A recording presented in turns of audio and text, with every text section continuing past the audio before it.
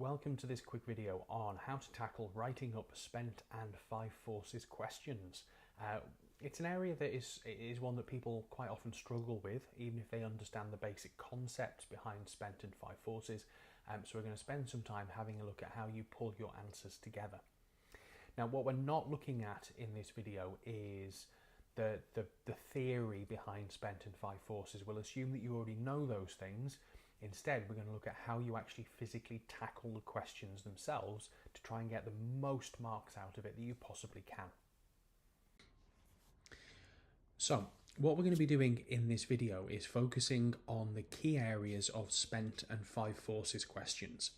We're going to look at how you do introductions, how you can effectively lay your answer out to maximize the number of marks that you get, what you should actually say to make main points, what your conclusion should ideally look like, and how to tackle any drawbacks if you've decided to talk about them within the context of your question.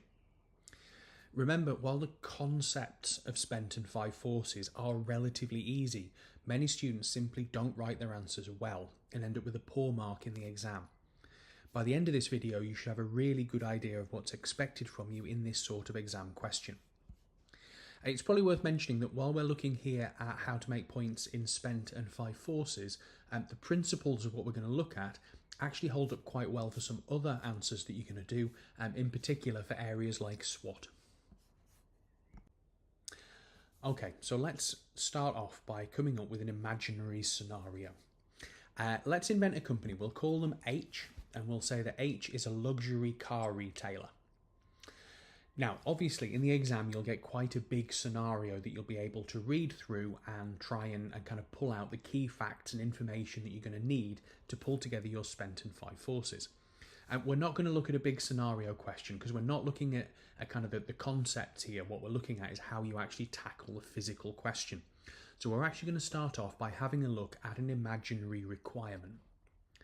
So let's say, for example, your requirement was to analyse HPLC's current micro and macro environment using suitable models. And you'd be given a number of marks for this. Now, this will vary massively from question to question depending on what you're being asked to do. But let's say in this case, this is quite a big question, so we're going to be given 30 marks for doing this. Now, before you start writing, it's really important to make sure that you have kind of planned your answer a little bit and decided what sort of things you're going to talk about and maybe how much you're going to say under each area. Now, the first thing to notice is, if we look this through again, analyse HPLC's current micro and macro environment. So let's almost take this kind of bit by bit. First of all, it tells us to use our current micro environment. Now, what that means is we're looking at the company's current micro and macro environmental issues. If the scenario talks about any future strategies or anything like that, things the company's planning on doing, that is not going to be relevant because that is not a current issue. So where is the company at the moment? Very, very common in questions, but something people often end up getting wrong.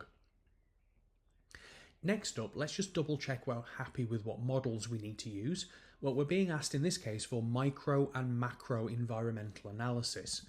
Now, if you remember, micro or industry analysis is Porter's five forces, and macro analysis is kind of issues that are linked to the company, things that could affect H but aren't specifically related to their individual industry. So we use spent analysis for that macro environmental analysis there.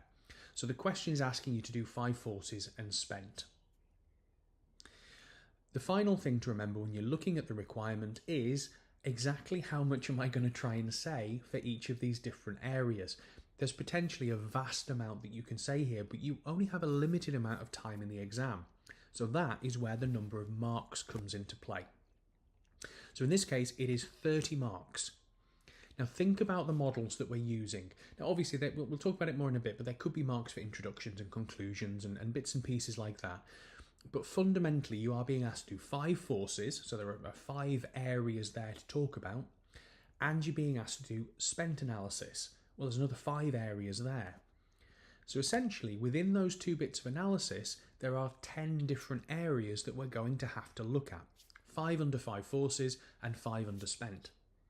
So if there are 10 areas to look at and 30 marks, you're probably looking at making kind of 3 sensible comments under each of those sections.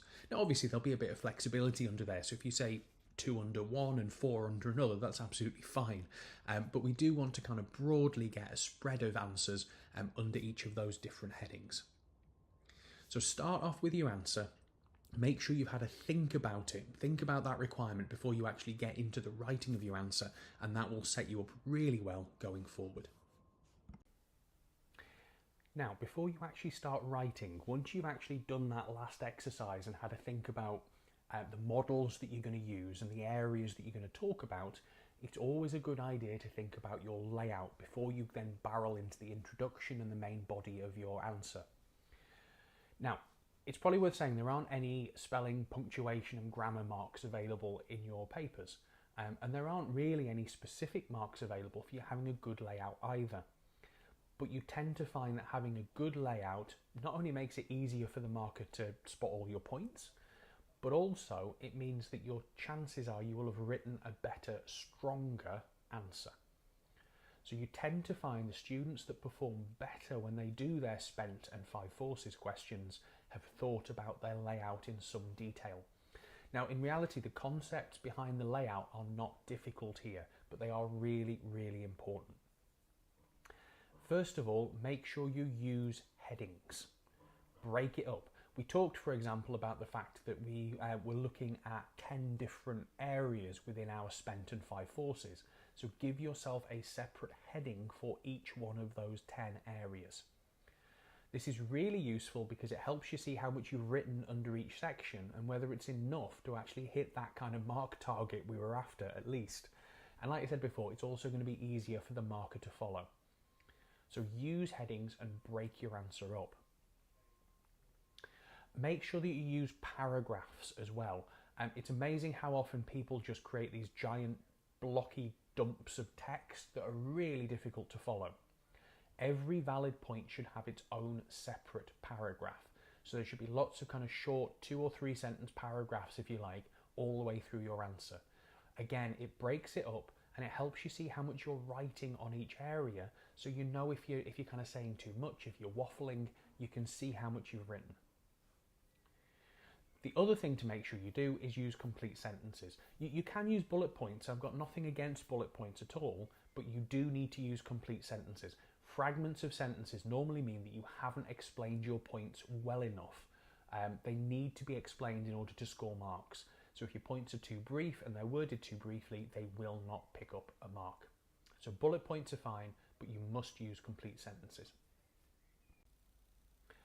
Okay, so now we've done a little bit of planning, let's start at the very beginning. Okay, when you look at our answer, the first thing we need to think about is, do we need an introduction? Now, an introduction is not a bad thing to do for this sort of question. Generally, it's a good habit to get into with your exam that if you see a technical term or a model, then you briefly explain it.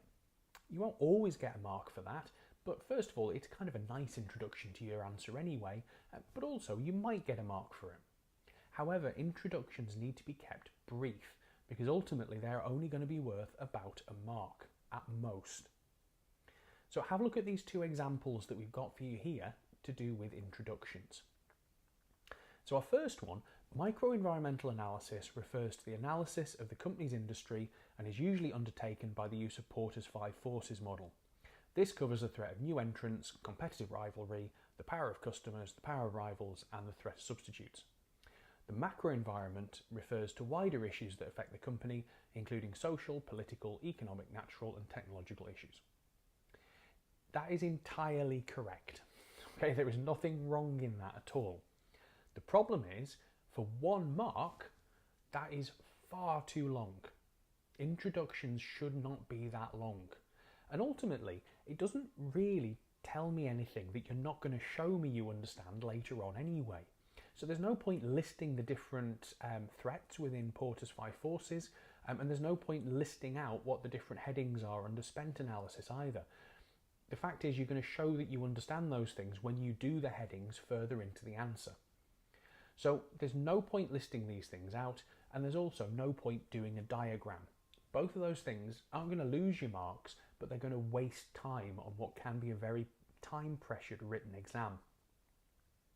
So have a look at the second option you have here for an introduction. H is microenvironment or industry analysis can be analysed using Porter's 5 forces. The wider macro environment can be assessed using the SPENT model. Okay, that's it. That's my entire introduction here. So it gets me into the models that I'm going to use. It's a nice introduction to my answer, but it is very short, it's very to the point, and I can do it in a mark's worth of time. So keep your introductions short and don't overdo them for the number of marks that's available. So we've made it through the introduction. We're moving into the headings for each of the different areas that we're looking at within SPENT or 5 forces. Fantastic. This is where we're really going to start picking up marks. Now remember, you are likely to get, on average, 1 mark for a valid explained point under each heading. As we mentioned before, fully written exams like this can become fairly time consuming. So it's really important to think about how much you're going to say and what you're going to say when you make each point. And we've got some examples of this just to try and show you the different ways that students tend to do it. Okay, so let's look at how you can explain your points once you get into the main body of the report. Let's say, for sake of argument, that you are within the economic section of your report. So you're doing your SPENT analysis, and within economic issues, you want to make a point about the state of the UK economy and how that might be impacting your target company, which is H, which was a luxury car manufacturer we talked about before. So if we have a look at this example, this first example of a point that we've got here, looking at the economic microenvironment, we can see that H is susceptible to economic shifts, whether good or bad. If the economy weakens, customers will have less money to spend on luxury cars, leading to a fall in H's profits. Conversely, if the economy strengthens, they will have more money to spend. H needs to make sure it diversifies its operations to help it avoid over-reliance on UK sales, given the current uncertain state of the economy. Now, the reason that this point is a problem, it's a valid point. So you're talking about the link between the economy and the strength of your sales, for example, which is obviously an important point. The problem is, it is a point. So you're talking about one issue, and therefore you're only likely to get at most a mark for it. Now, the reason that, of course, is a problem is because you've written so much here. You wouldn't have time to say a lot of things if you go into this level of analysis. In reality, it's not even particularly detailed analysis. There's a lot in here that you could get rid of and be none the worse for. So, for example, that first paragraph is really vague. It doesn't really say anything, just saying that, the microenvironment might be good or bad, essentially. That's fairly generic stuff. It doesn't mean anything in context. So just get rid of it. It's not essential. The main body of this, the second paragraph, is a bit stronger. It's okay. So it talks about the kind of impact that the economy might have on our business. Still a bit wordy, and it's also still a bit general. It says, the economy could be good, could be bad. Well, have a look at the scenario properly if you have it and see if it tells you whether the economy is strong or weak, and then explain it in that context. This makes it feel like you've not really read the scenario, and therefore you don't know whether the economy in the scenario was good or bad. And the final paragraph about diversifying operations, well, that's advice. That's a suggestion for what the company should be doing. Now remember, the question didn't ask for that. The question asked you to analyse the current position. If the question asked you for advice, fantastic. You can make points like that. But in this case, because it wasn't requested and because we're only looking at the current position of the organisation, that is a pure waste of time and will not get you any more credit. So ultimately, you've gone to all that effort of writing, in handwriting, half a page, and what you've actually managed to achieve for it is maybe 1 mark. So target your issues carefully. Target your writing to the issue that you are looking at. So let's have a look at a second example. The economy in H's main country of operations, say the UK, is currently experiencing a recession. This will reduce the amount customers have to spend on H's luxury products, harming H's profitability. Okay, that is just about right for a point. It's brief, it identifies the key issue, it applies it, and it shows how it might actually impact on your organisation for good or for bad. It's only a couple of sentences, but that is almost definitely going to get you the mark that you're looking for this particular topic, but without going overboard and spending too long writing it out. Now, just be careful. What you don't want to do is go too far the other way. So sometimes we'll get people saying things like, the economy is currently in a recession, which is bad for H. That is too vague and it's too short. Why would a recession be bad for H?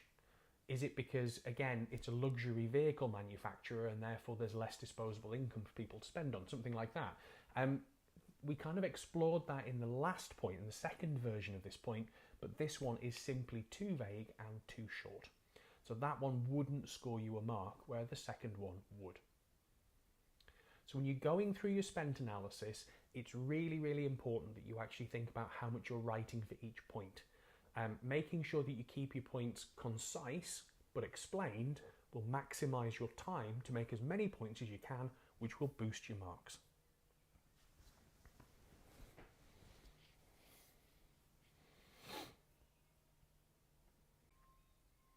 Now, it's a similar issue within 5 forces.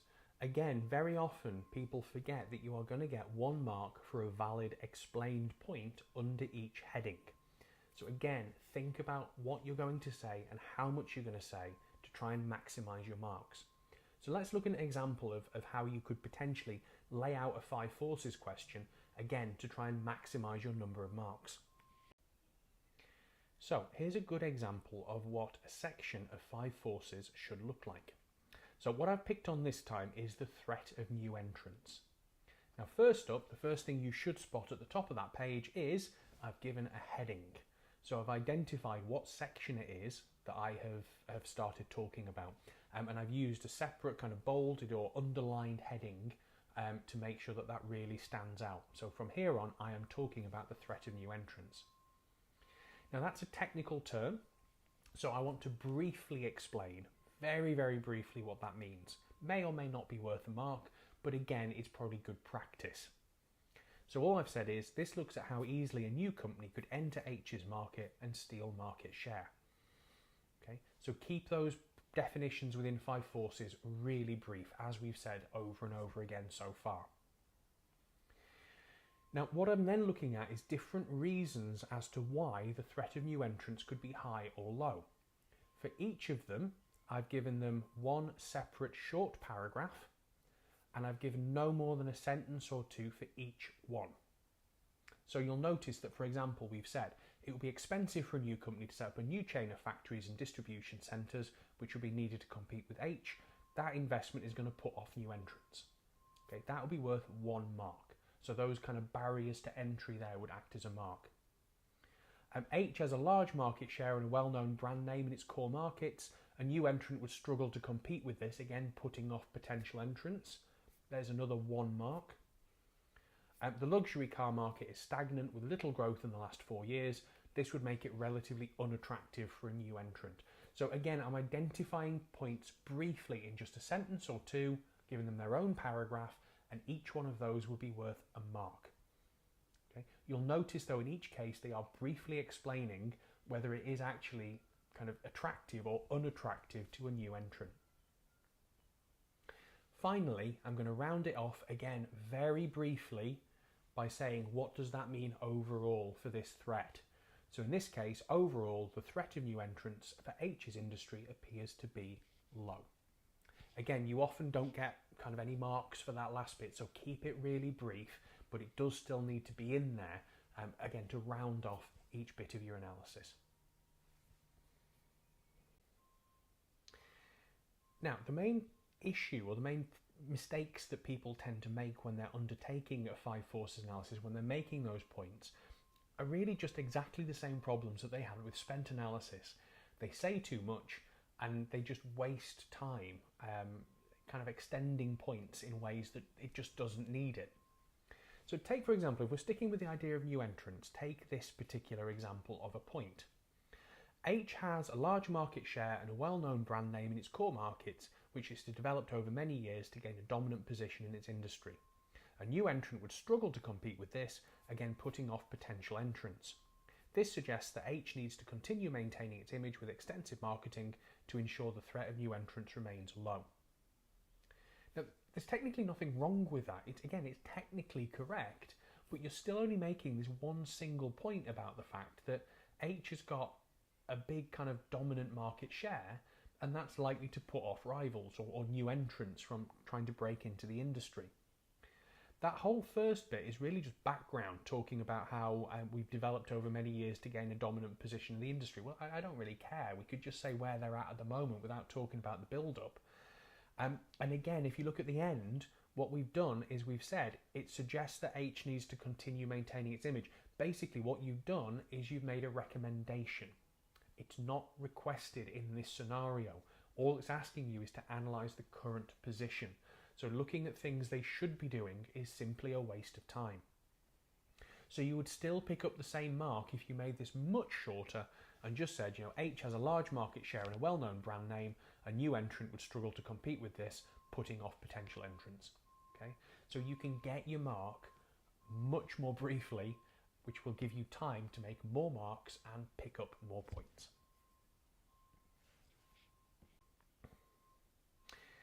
So we've had a look at our introduction. We've had a look at how to make points within spent and five forces. What we're going to finish off with is having a look at kind of conclusion. So we'll round things off in our answer with a nice conclusion. Now again, there may well be marks for a brief conclusion regarding five forces and spent. Typically, again, it's not going to be worth more than a mark, but it needs to be quite well tailored to make sure you pick that mark up.